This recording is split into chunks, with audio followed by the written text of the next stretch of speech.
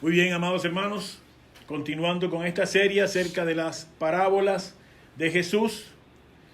Hoy tenemos el tema número 18, es la parábola de la higuera que brota. El título de esta reflexión es Apropiate de tu primavera, que el verano está cerca. Y el tema es 3 actitudes que no debemos olvidar mientras aguardamos el inminente retorno de Cristo. Es una base bíblica de esta parábola de la higuera que brota y está en Lucas capítulo 21. Es una parábola muy breve. En Marcos 13 son 2 versículos, en Mateo 24 son 2 versículos, y en esta de Lucas son 3 versículos, del 29 al 31, Lucas 21, que queremos leerla inmediatamente. Dice la palabra de Dios con la bendición del Padre, Hijo y Espíritu Santo. Lucas 21, 29. También les dijo una parábola: mirad la higuera y todos los árboles. Cuando ya brotan, viéndolo, sabéis por vosotros mismos que el verano está ya cerca. Así también vosotros, cuando veáis que suceden estas cosas, sabed que está cerca el reino de Dios. En la versión de Mateo y de Marcos solamente varía muy poco, pero comienza con una frase interesante. Dice: de la higuera aprended la parábola. Eso no lo dice la de Lucas. Aprended la parábola. Dicen tanto Mateo 24 como Marcos 13. Es decir, que hay algo que aprender de esta parábola de la higuera. Y dice: cuando ya su rama está tierna y brotan las hojas, sabéis que el verano está cerca. También vosotros, cuando veáis todas estas cosas, conoced que está cerca a las puertas. Gloria a Dios. Se la voy a dejar en una última versión, la versión en lenguaje sencillo de Lucas 21, 29. Dice: Jesús también les puso este ejemplo. Aprendan la enseñanza que les da la higuera o cualquier otro árbol. Cuando a un árbol le salen hojas nuevas, ustedes saben que ya se acerca el verano. Del mismo modo, cuando vean que sucede todo lo que yo les he dicho, sepan que el reino de Dios pronto comenzará. Amén. El Señor añada bendición a su palabra. Esta lección, hermanos queridos, esta reflexión del día de hoy, quisiera dividirla en 2 partes. Y permítame, en primer lugar, pero en una forma breve quizás, tratar esta parábola desde el punto de vista que generalmente la hemos observado siempre y que me parece que es, por supuesto, el más importante con respecto a su interpretación. Me refiero a su significado profético o escatológico. Una parábola corta, pero que tiene mucha significancia en el plano mundial y escatológico o profético. Pero después quisiera abordarla desde un punto de vista menos profético y más metafórico, diría yo, el cual está dirigido a nuestras vidas, a nuestras conductas como cristianos, y lo cual me pareció que es muy importante también tratarlo, dado que estamos hablando de la palabra de Dios. De ahí es que sale lo que quiero mostrarle. Empecemos por decir que ni usted ni yo sabemos cuándo va a producirse lo que conocemos generalmente como el arrebatamiento de la iglesia, como el rapto de la iglesia.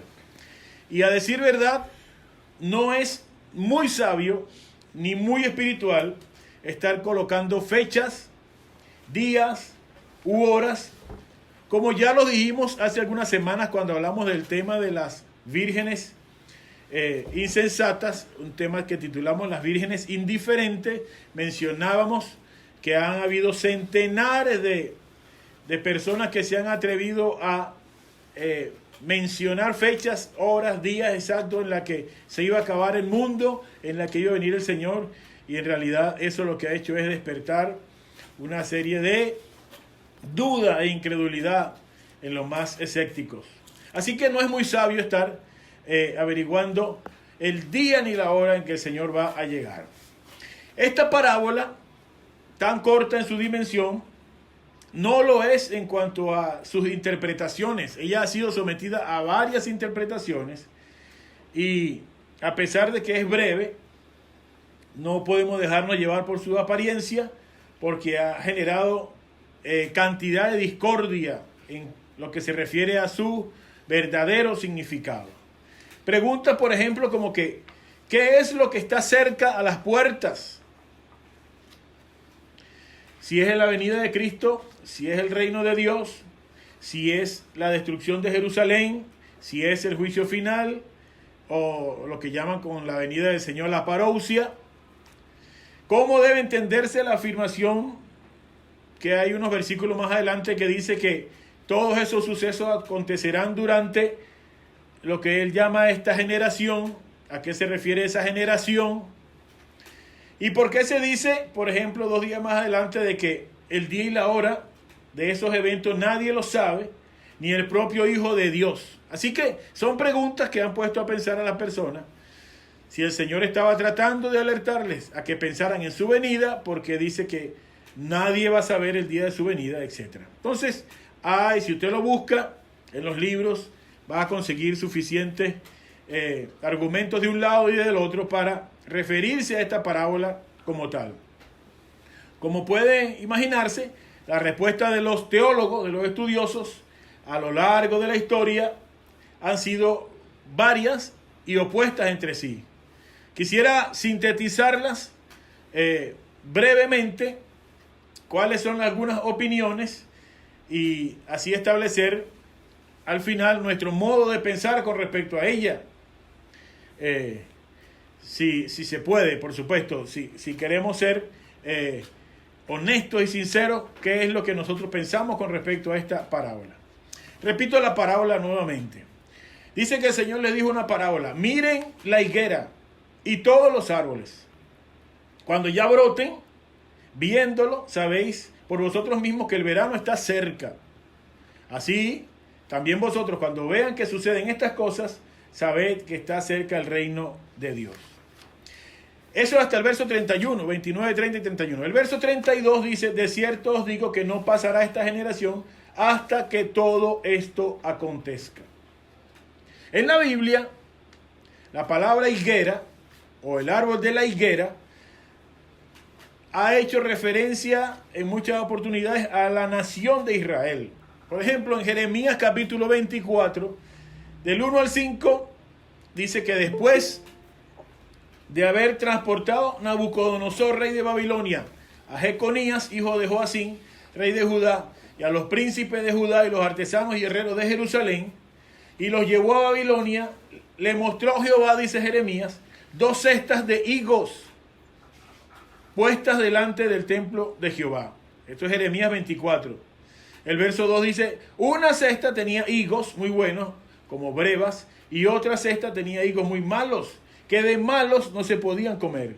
Y me dijo Jehová: ¿qué ves tú, Jeremías? Y le dije: higos buenos, muy buenos, y malos, muy malos, que de malos no se pueden comer. Y vino mi palabra de Jehová diciendo: así ha dicho Jehová, Dios de Israel, como estos higos buenos, y estamos hablando de higuera en la parábola, como estos higos buenos, así miraré a los transportados de Judá, a los cuales eché de este lugar a la tierra de los caldeos para bien. Así que esos higos buenos y malos, esa higuera del profeta Jeremías se refería a la nación de Israel. En Oseas también aparece, Oseas 9:10, como uvas en el desierto allá Israel, y como la fruta temprana de la higuera en su principio vi a vuestros padres, le dice Oseas en su profecía. Así que cuando el Señor Jesucristo menciona mirad la higuera, está haciendo muy probablemente alusión a la nación de Israel. Por eso algunos creen que no hay que tener mucha duda en cuanto a que se refiere a la nación de Israel, el hecho de que tenemos que mirar a esa higuera. Algunos creen que la frase de esta generación puede referirse a la raza de Israel. Esa es una interpretación que hay por allí. De esa manera se afirmaría que no se iba a destruir la generación de los israelitas, por decirlo de una manera. Pero si así fuera, el énfasis estuviera más que todo en esa preservación de Israel y no en lo del tiempo que el Señor quería mostrarle, lo apresurado que iban a acontecer las cosas, que iban a suceder esos eventos. Otros piensan que Jesús estaba diciéndole a los discípulos que su generación, la que estaba viviendo en ese momento, es decir, los que estaban vivos en ese momento, verían la destrucción de Jerusalén, teniendo en cuenta que en los versículos anteriores, 5 al 7, se estaba hablando acerca de la destrucción del templo. Deben mencionarle solamente uno, Lucas 21:6. En cuanto a estas cosas que veis, días vendrán en que no quedará piedra sobre piedra que no sea destruida. Entonces, si él está diciendo que no pasará esta generación hasta que esto acontezca, algunos interpretan que se estaba refiriendo a que iba a ser destruida Jerusalén. En efecto, en el año 70 después de Cristo, sucedió un acontecimiento decisivo en esa guerra entre judíos y romanos que finalizó con la caída de Masada en el año 73 después de Cristo, y el ejército romano, dirigido por el que iba a ser el futuro emperador Tito, con Tiberio Julio Alejandro como su segundo al mando, sitiaron y conquistaron la ciudad de Jerusalén, que había estado ocupada por sus defensores judíos desde el año 66. Así que hay quienes piensan que esa generación era la que estaba viviendo en ese momento. Sin embargo, hay un verso, el verso 31 de la parábola, que Jesús habla de la venida del reino.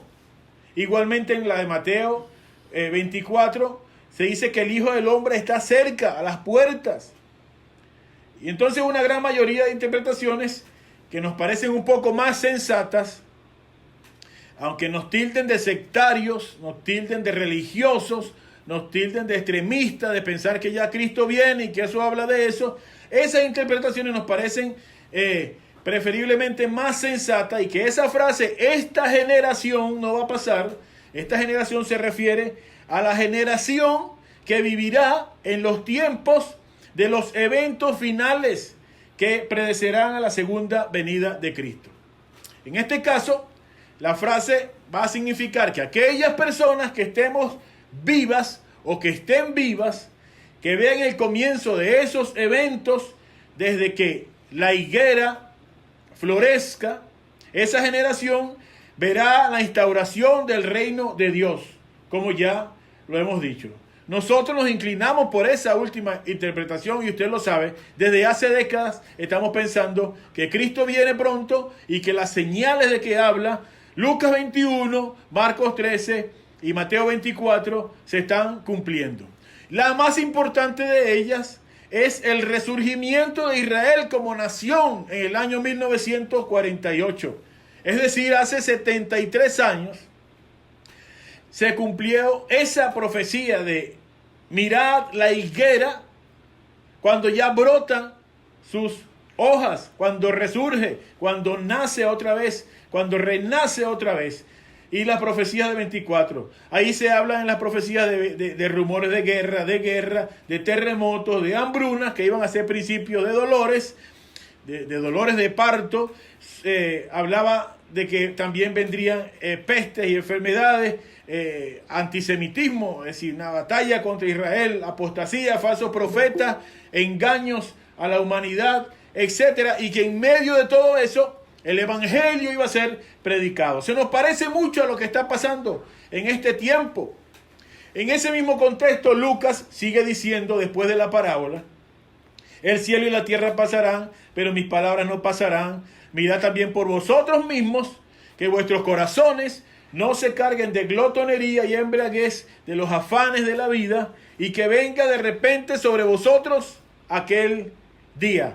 Porque como un lazo vendrá sobre todos, oiga bien lo que dice el verso 35 de Lucas 21, vendrá sobre todos los que habitan sobre la faz de toda la tierra. Ahí está el Señor hablando de un acontecimiento sobre toda la faz de la tierra. Por eso no nos parece que sea solamente sobre lo que iba a pasar en Jerusalén en el año 70, sino un acontecimiento mundial que podemos asociarlo a la venida de Cristo y al consecuente inicio de lo que será la gran tribulación. Que bueno, es tema para otro momento. De tal manera que no nos cuesta mucho afirmar que estamos viviendo los últimos tiempos. Desde que hace 73 años Israel como nación se levantó, estamos en una generación que está viendo todos esos movimientos de guerra, de rumores de guerra, de terremotos, de hambre, de peste, de falsos cristos. Podríamos decir con propiedad bíblica de que estamos viviendo en los últimos tiempos, y nos corresponderá a nosotros que estemos sobre la tierra vivos en ese momento, si Dios nos da vida, cuidar de hacer las cosas y vivir la vida de acuerdo a lo que Él en su exhortación final nos dijo. ¿Cuál fue su exhortación final? Jesús dijo a sus discípulos que estuvieran listos en todo tiempo. Y aunque los creyentes deberíamos ser capaces de anticipar el tiempo de la venida de Cristo, óigase bien, no el día ni la hora, pero sí el tiempo de la venida del reino de Dios a la tierra, es muy posible que nos enredemos tanto en asuntos de esta vida y que algunos no estemos listos para el reino, para la venida del reino, cuando el Señor de forma repentina aparezca. Por eso les dice en el verso 34 que vuestros corazones no se carguen de glotonería y embriaguez y de los afanes de esta vida, y venga de repente sobre vosotros aquel día, que no los sorprenda así, porque tienen que ver la higuera y todos los árboles que cuando ya brotan, cuando ya empieza a surgir, entonces ya está cerca la venida del reino de Dios. Fue contra esa actitud errónea de poner nuestras prioridades equivocadas y pensar y llenarnos de glotonería y de embriaguez de esta vida y del afán de la vida, que Jesús les advirtió a sus discípulos que tuvieran cuidado. Así que usted y yo no debemos descuidar nuestra expectativa de la inminencia del retorno de Cristo. Por eso siempre lo decimos, Cristo viene, Cristo viene. Por eso no debe ser una excusa el hecho de que creamos que Cristo viene y abandonemos ahora nuestra vida cristiana que tiene los pies sobre la tierra. Él nos ha pedido que vivamos para Él y que difundamos su palabra. Y por lo tanto, estos son grandes días de oportunidad para vivir, en primer lugar, un testimonio digno de un hijo de Dios, de una hija de Dios. Y en segundo lugar, vivir con la expectativa de que el Señor está cercano a las puertas. Así que si quiere que le resuma en una frase esta primera parte del consejo que le he querido entregar, sería esa frase que usted conoce: Maranata, Cristo viene. Maranata, Cristo viene. Usted y yo sabemos por esa higuera que reverdeció, que floreció, que los tiempos están llegando al final. Y debemos estar preparados y no enredarnos en los negocios de la vida que nos distraigan y que nos alejen de lo que es el propósito de Dios para con nosotros. Amén. Esa es una primera implicación de esta parábola. La hemos hablado en otras oportunidades y usted sabe que Cristo viene pronto. Ahora bien, hay otra forma de meditar en esta parábola y es la que quiero comentarle a continuación. No sé cuál es la estación del año que a usted le parece la mejor de todas. En realidad, eso va a depender del punto de vista en que usted observe las estaciones. En realidad, todas las estaciones tienen su encanto. Otoño, primavera, otoño, invierno, primavera y verano. Las preferencias se van a basar seguramente en los gustos particulares y la satisfacción y el confort que cada uno encuentre en diferentes momentos de acuerdo a sus propias necesidades. Por ejemplo, hay actividades en las que usted se va a desempeñar mejor en un clima menos caluroso o más caluroso, o menos frío o más frío, o menos seco o más seco, o menos húmedo o más húmedo, todo dependiendo de lo que usted quiera hacer. El ser humano va a tener la capacidad de adaptarse siempre a cualquiera de esos escenarios o estaciones para disfrutarlas, porque todas son importantes. Aún así, es justo señalar que para la mayoría de las personas, la primavera es una de las mejores estaciones del año, puesto que inclusive se le reconoce metafóricamente por representar la etapa de la juventud, la etapa de nuestra vida cuando somos jóvenes. Y es la época en la que se dice que una persona está en la flor de la vida. Esto es reconocido así, ya que en la primavera florecen las plantas, hay muchos pájaros, se disfruta más el sol y los días son largos. Pero ¿qué es la primavera en sí? ¿Qué es esta estación que conocemos?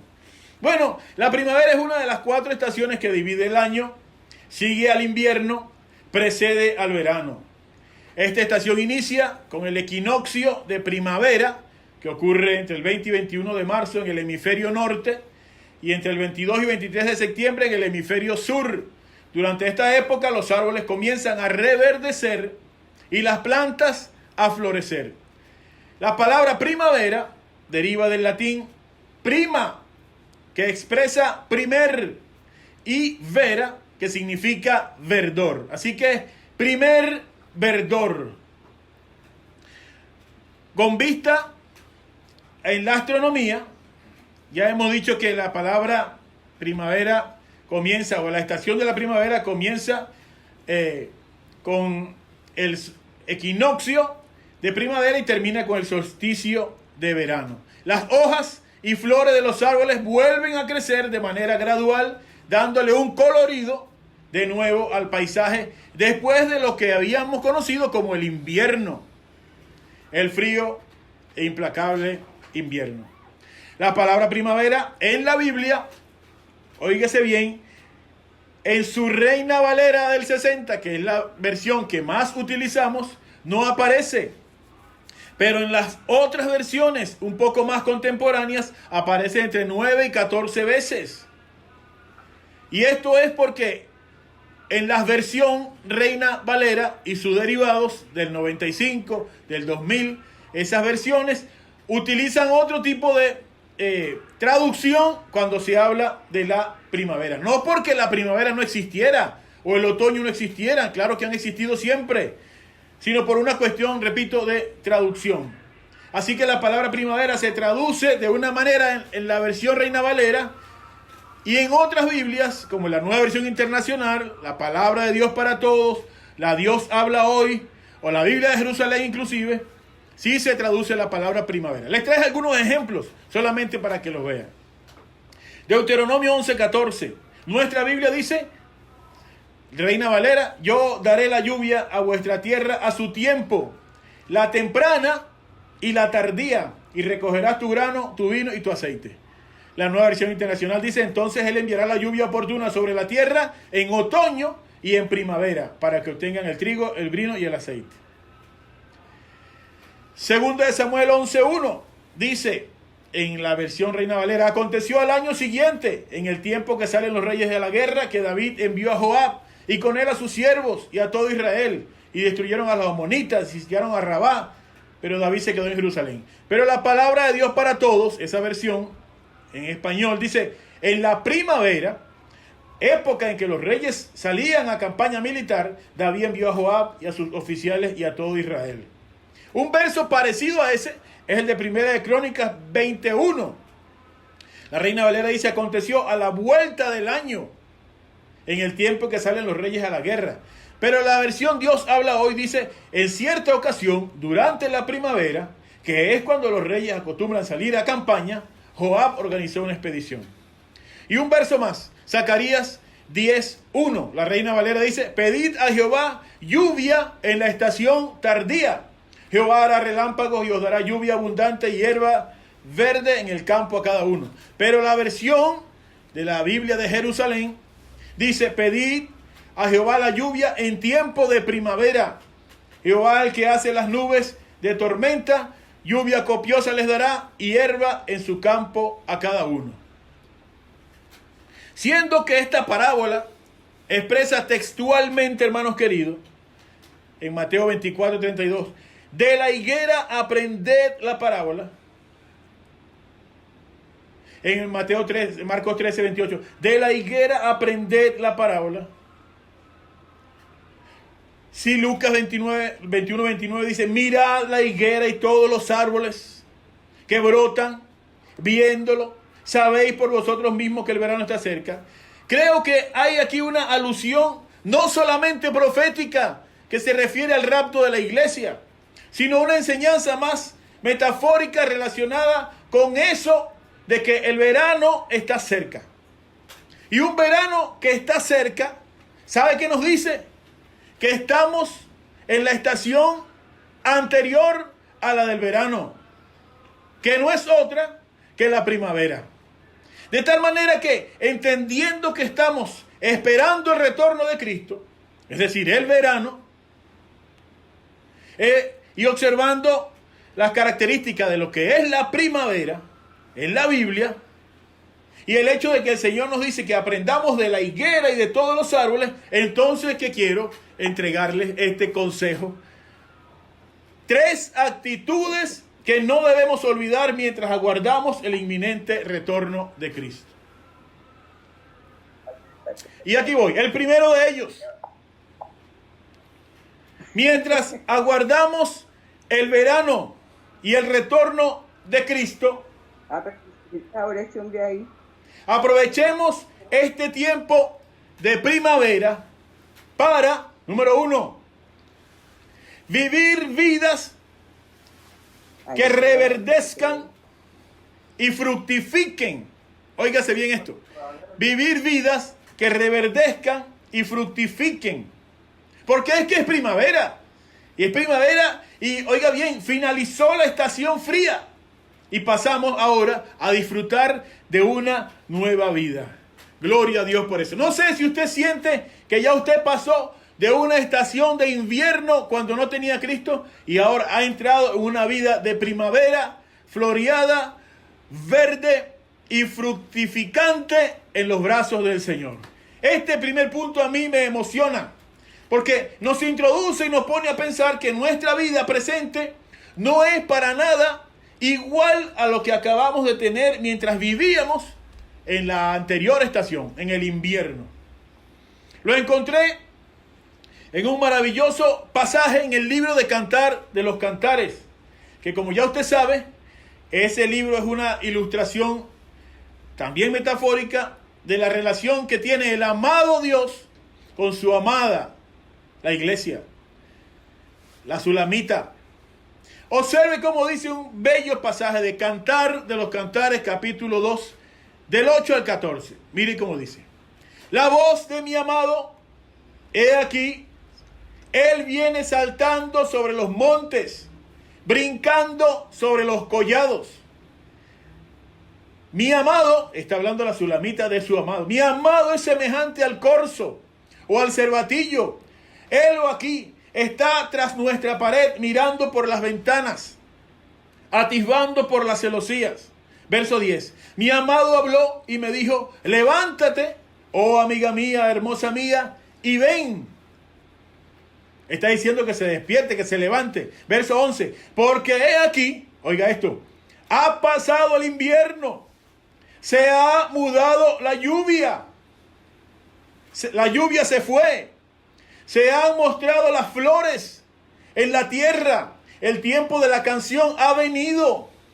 Y en nuestro país se ha oído la voz de la tórtola.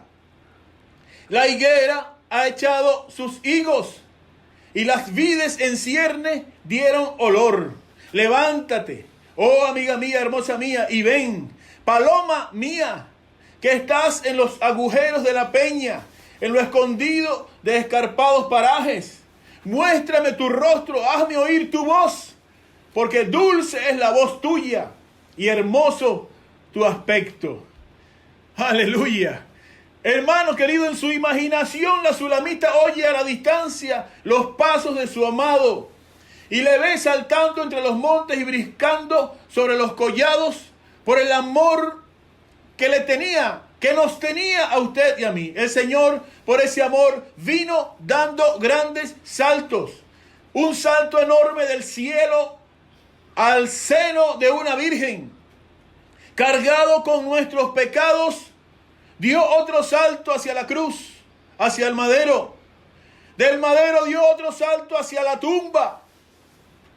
Y de la tierra dio otro salto hacia el cielo, por amor a usted y a mí.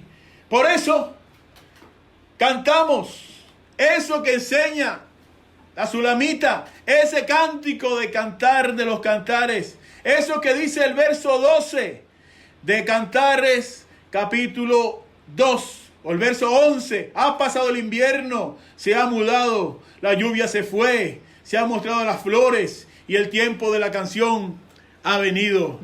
Por eso lo cantamos.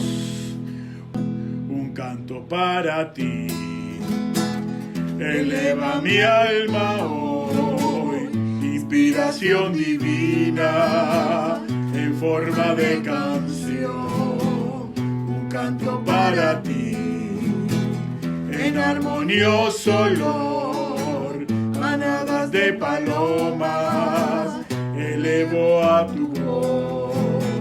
El invierno se fue, se ha mudado la lluvia, la canción ha venido, hoy quiero oír tu voz. Ven pronto, mi Señor, tu rostro quiero ver. Al morir esta carne, en tu reino estaré. Un cántico de esperanza, un cántico de alegría, un cántico donde brota el esplendor de la primavera, porque pasó el invierno y se fue la lluvia y vino el Salvador a darnos lo que no tenía, lo que no teníamos, a darnos la esperanza que no teníamos, el fulgor, el verdor, el fruto que no teníamos en nuestra vida seca y opaca. Hermanos queridos, durante todo el invierno las flores están muertas y enterradas en sus raíces. No queda ninguna señal de ellas, pero en la primavera revive y se muestran en toda su admirable variedad y con todo el verdor y ese múltiple colorido que nos ofrece la primavera. Esta descripción de la primavera asociada a nuestra naciente relación con Cristo es sin duda lo que usted y yo experimentamos cuando nos encontramos con nuestro Salvador, cuando salimos de ese frío y húmedo mundo para entrar en una relación cálida, floreciente y fructífera en la comunión del Señor Jesucristo. No sé si usted lo ha sentido así, pero nuestra vida es una fiesta de flores y colores desde que vinimos a los pies de Cristo Jesús. Esto, por supuesto, se aplica también a cuando el Evangelio de Cristo entra en el escenario para perfeccionar la ley de Moisés. Este reino prometido estaba ahora manifestándose. El Evangelio de Cristo calienta lo que estaba frío y lo hace fructífero. Lo que antes estaba muerto y estéril, cuando Cristo llega a un lugar, ahora le pone belleza y gloria. Esta estación primaveral es muy agradable y es lo que la dispensación de la gracia nos quiere regalar a todos los que creamos en el Señor Jesucristo. La liberación de la iglesia del poder de sus enemigos que les persiguen es como una primavera después de un invierno, después del sufrimiento y de la falta de libertad que no teníamos. Ahora venimos a Cristo. Pasan las tormentas de aflicción, se va y se oye ahora la voz de la tórtola, dice, el alegre sonido del Evangelio de Cristo predicado con toda libertad.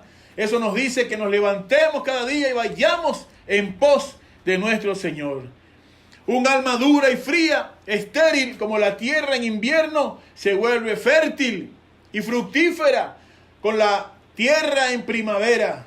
Y también como la buena tierra comienza a producir sus frutos que reverdecen y nutren a los demás. Un hijo de Dios, cuando está bajo el peso de dudas y temores, es como esa tierra de invierno.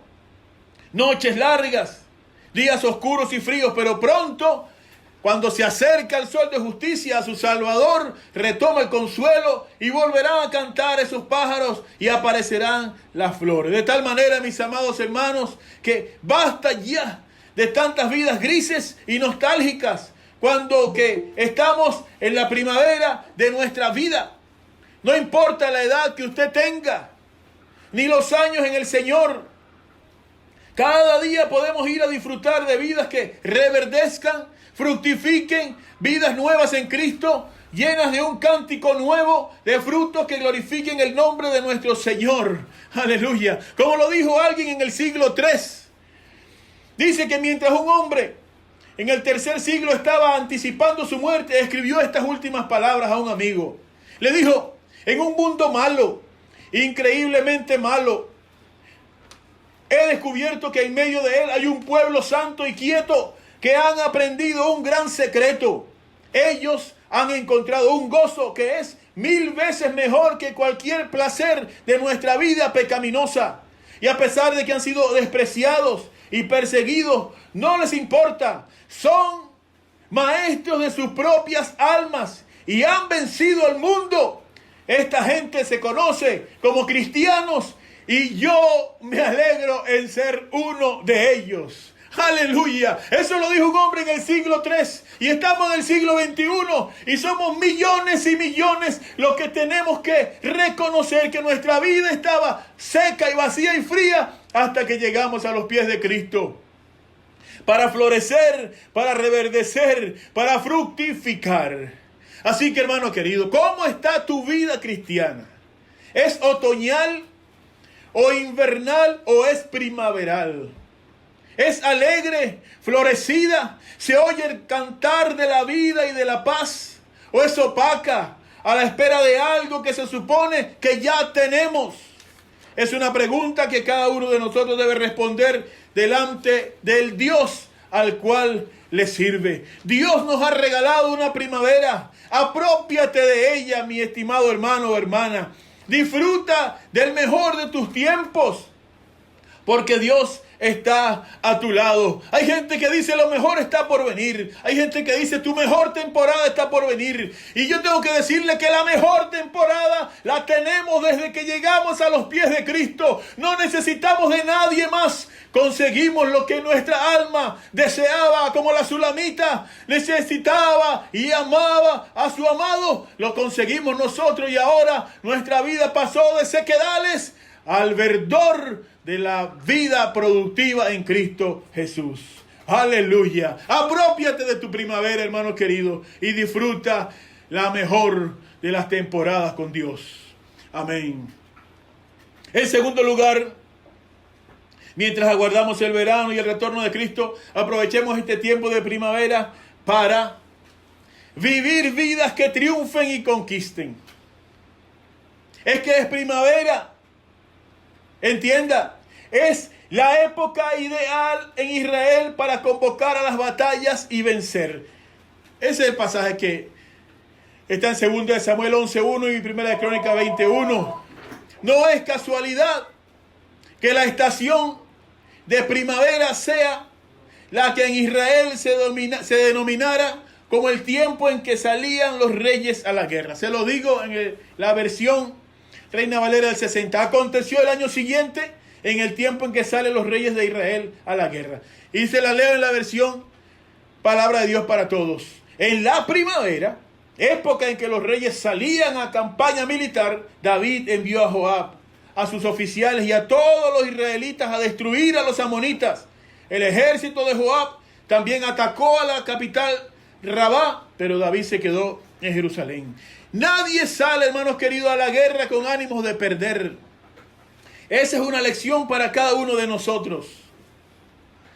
David y los reyes sabían que en primavera era el momento de salir a pelear y a conquistar. No iban a convocar una batalla, salvo que fuera necesario, en otra estación del año. Era el año para la temporada o la estación para conquistar y ganar las batallas. Lamentablemente hay demasiadas vidas cristianas perdiendo batallas. frente a los vicios, frente a la pornografía, frente a las tentaciones, perdiendo batallas que se supone que Cristo ganó en la cruz del Calvario por nosotros. Pero precisamente en tiempos de primavera, cuando deberíamos triunfar y conquistar sobre nuestros enemigos, vemos con preocupación creyentes entregados como esclavos a las bajas pasiones y en otros casos sin metas ni propósitos por conquistar, sino entregados y llevados a donde los tiempos lo vayan llevando, a donde las redes sociales lo vayan llevando, a donde el destino de la humanidad lo vaya llevando. Hermanos queridos, hermanas queridas, primavera es un tiempo para vencer y conquistar, para vencernos a nosotros mismos y para conquistar las cosas para la gloria de Dios. Me alegra cuando un hermano o una hermana me escribe un mensaje o me llama para decirme: pastor, estoy venciendo eso que usted sabe que yo tenía, que me tenía atado, pero gracias a Dios estoy venciendo y lo estoy superando. Gloria a Dios, porque tu primavera es el tiempo ideal para ganar esa batalla. O cuando alguien me llama para decirle: pastor, tengo un proyecto que estoy por iniciar. Somos siervos de Dios, queremos enseñar niños, o queremos enseñar ancianos, o quiero visitar un ancianato, o queremos regalar ropa, o queremos aportar para la obra en un proyecto grande. Lo que sea, es el tiempo y eso me alegra, me anima, porque tú estás conquistando escenarios en los cuales Dios te ha inspirado a hacerlos. Metas de emprendimiento, creyentes con ganas de echar hacia adelante, con propuestas para aprovechar bien el tiempo. Como dice 1 Pedro 4:2, para no vivir el tiempo que resta en la carne, conforme a nuestras concupiscencias de los hombres, sino conforme a la voluntad de Dios. Y lo dice más adelante en el verso 3, baste ya el tiempo pasado para haber hecho lo que agrada a los gentiles, andando en lascivia y concupiscencia, embriaguez y orgía, y disipación y abominables idolatrías. ¡Baste ya! ¡Se acabó eso! Ahora estamos en primavera, estamos en el tiempo para hacer y vivir conforme a la voluntad de Dios. Así que este es un tiempo, hermanos queridos, para crecer, para conquistar, para vencer. Como aquella historia de la hormiga y la pluma. A ver si la sabe. Dice que una mañana alguien dice que perdió una hora la perdió, una hora de su vida, observando a una pequeña hormiga que iba a atravesar en su terraza, en la parte de atrás de su casa, y con la cual cargaba una pluma. Esta hormiguita cargaba una pluma. Varias veces estuvo luchando contra un obstáculo que se le presentó, y después de una pausa, dice, la hormiguita hizo la corrección necesaria. Dice que llegó a un punto de su camino donde tenía que atravesar una grieta en la platabanda, una grieta en el concreto de alrededor de 1 centímetro de ancho. Y después de contemplar la situación por unos momentos, la hormiga, ¿sabe lo que hizo? Puso la pluma sobre la grieta, caminó sobre la pluma al otro lado de la grieta y luego cargó de nuevo la pluma y siguió su viaje. Fascina, hermanos queridos, que una hormiga, una de las criaturas más pequeñas criadas por Dios, un insecto careciendo de tamaño y de fortaleza como nosotros, tenga a la vez tiempo para mostrarnos una lección tan importante. Tiene un cerebro capaz de razonar y explorar y descubrir qué necesita hacer para conquistar y vencer los obstáculos. A las hormigas, hermanos queridos, no les da miedo trabajar para lograr sus metas. Trabajan en equipo, piensan bien, se unen para triunfar sobre cualquiera de los retos que el camino les presente. Y jamás se dan por vencidos. Usted y yo somos más que hormigas. Tenemos a Dios y estamos en primavera. Estamos en el tiempo de conquistar y vencer nuestras batallas. Piense, hermano querido, por un momento, ¿cuál es ese obstáculo que el enemigo le presenta adelante o que la vida le presenta por delante y que le está derrotando continuamente? ¿Cuál es esa debilidad que no le permite avanzar ni crecer en la vida cristiana? ¿Qué es eso que te lleva continuamente a perder la batalla? ¿Cuál es esa propuesta que el cielo te ha puesto en tus manos, pero que tienes engavetada, esperando un momento oportuno para hacerlo, pero que nunca llega? Apropiate, hermano querido, de tu primavera y avanza victorioso, porque Dios está a tu lado. Aleluya. Dios quiere que tú venzas, que triunfes, que conquistes en el tiempo indicado, en el tiempo de primavera, en este tiempo. Amén. Bendito sea el nombre de Dios. Y por último, en tercer lugar, mientras aguardamos el verano y el retorno de Cristo, aprovechemos este tiempo de primavera para vivir vidas que abunden en esperanza. Por supuesto que esto no puedo dejarlo de lado. Estamos hablando de la parábola de la higuera, cuando el Señor mismo habló de que cuando la vieras, aprende de ella, pero aprende también que está cerca, a las puertas, el reino de Dios. Es primavera y ya viene el verano. No hay temor, sino un floreciente regocijo, hermanos queridos. Cuando hablamos del retorno de Cristo, nuestro corazón debería rebosar de un floreciente y contagioso o contagiosa esperanza, que le grite al mundo entero que lo que está por manifestarse es sin duda alguna el más glorioso y más maravilloso de los escenarios posibles. La venida del reino de Dios es algo que debemos anticipar, pero con alegría, oiga bien, y no con temor. De la misma manera en que un agricultor palestino no se impacientaba por la llegada del verano, tampoco los seguidores de Jesús tienen que angustiarse ni ponerse nerviosos, porque todas estas señales de que habló el Señor se están cumpliendo. Entre los judíos había en ese momento una expectación escatológica, profética, una expectativa, pero con algo de preocupación por el futuro, que le restaba a su vida presente estar pendiente de lo actual por estar pendiente de lo porvenir. Por ejemplo, en Marcos 13:4 dice: dinos, Señor, ¿cuándo serán estas cosas? ¿Y qué señal habrá cuando todas estas cosas hayan de cumplirse? Y hermanos amados, así como el deseo de irnos a las moradas eternas no debería en ninguna manera servir de excusa para evadir nuestra responsabilidad cotidiana, mucho menos debería llenarnos de miedo ni de incertidumbre. Debemos tener un equilibrio sano entre desear partir con el Señor y vivir en esta tierra aprovechando bien el tiempo, en especial para contagiar a otros con lo floreciente de nuestra esperanza. Una esperanza que no teníamos, una vida futura que desconocíamos, pero que por la palabra de Dios entendemos que es maravillosa y gloriosa. Cosas que ojo no vio, ni oído oyó, ni han subido en corazón de hombre son las que Dios tiene preparado para nosotros. Conozco creyentes, hermanos míos, que saben mucho de escatología. Viven intentando descubrir cada uno de los detalles, de los minuciosos detalles de que habla, por ejemplo, el libro de Apocalipsis, o el libro de Daniel, o el libro de Ezequiel, y hablan de las copas, de los sellos, de las trompetas, y saben todo eso en detalle, y son expertos en escatología, que no tiene nada de malo, por supuesto, es la palabra de Dios. Sin embargo, en sus vidas, en la cotidianidad, carecen de un testimonio esperanzador delante de su familia o delante de sus vecinos. Lo único que transmiten es miedo e incertidumbre. Y Jesús no nos enseñó eso. Jesús nos dijo que cuando oráramos dijéramos: venga tu reino. Pero no lo hizo para que nos asustáramos o para que escapáramos o huyéramos de nuestra responsabilidad cotidiana. No lo dice para que nos escondamos como aquellos primeros anacoretas. ¿Saben quiénes eran los anacoretas en el tiempo de Jesús? En los primeros años del cristianismo.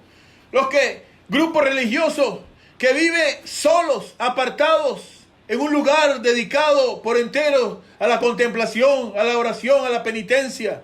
Los anacoretas pensaban que apartándose de la sociedad humana, obedecían además el mandato de Cristo de apartarse del mundo. Para ellos eso era apartarse del mundo, dejar a la gente. Y no es así. Por el contrario, cuando el Señor nos dice que aprendamos de los árboles primaverales, lo que nos está diciendo es que aparte de florecer, de reverdecer y de dar fruto, es también que entreguemos a otros de esa belleza, de ese alimento, de esa esperanza, de esa alegría que el mundo no tiene, que el mundo que está envuelto en invierno y en sequedad no tiene.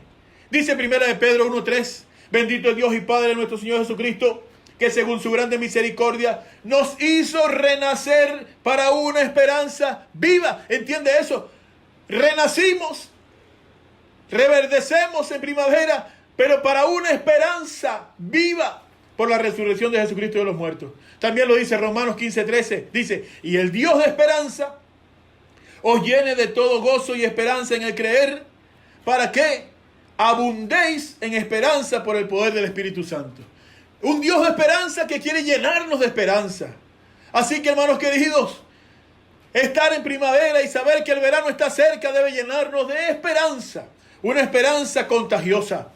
Alguien dijo que en esta sociedad tan aturdida, lo mejor que pueden hacer los psiquiatras es hacer que sus pacientes enciendan la llama de la esperanza.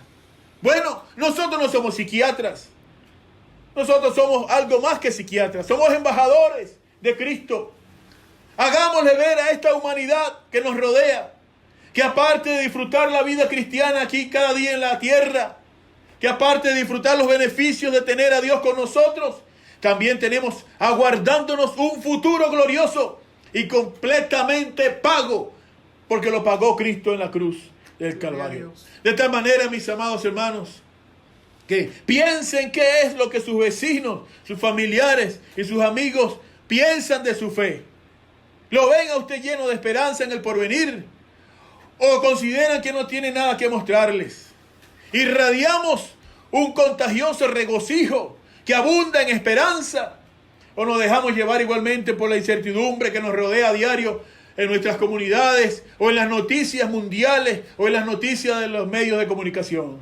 No, Señor, apropiese, hermanos queridos, de su primavera y camine con Cristo contagiando a otros de esa esperanza que Dios nos ha dado. La esperanza que lo tiene a usted y a mí, amando y sirviendo a nuestro Señor cada día. En conclusión, mientras aguardamos el verano y el retorno de Cristo, aprovechemos este tiempo de primavera. Uno, para vivir vidas que reverdezcan y fructifiquen. Se acabó el invierno, ahora llegó la primavera. En segundo lugar, para vivir vidas que triunfen y conquisten. Es la época ideal para conquistar, para vencer al enemigo que llevemos dentro o que esté afuera. Y en tercer lugar, para vivir vidas que abunden en esperanza.